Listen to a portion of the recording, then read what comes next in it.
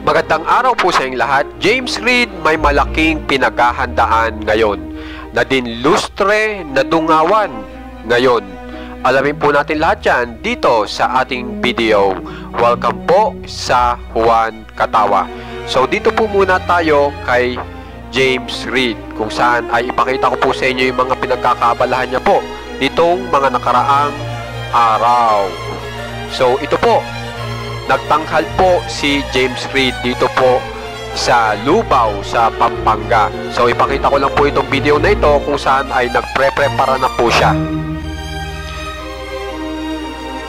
Pagkatapos naman po niyan, yan na. Siya ang naging opening po sa event na ito. Panoorin po natin.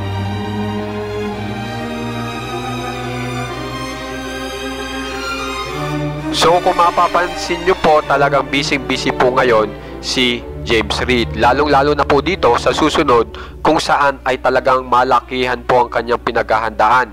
Kasi meron din po siyang kasamang kilalang artist ng Pinas na talagang nagpasikat po nitong kantang Namumula. Alam niyo naman po yan, yung kantang Namumula, na ang kumanta po ay si Maki. Na si Maki po ay makakasama po ni James Reid dito po sa on tour nitong July 2025. Kaya handa-handa na po tayo sa mga kanta ni James Reid at ni Maki sa July.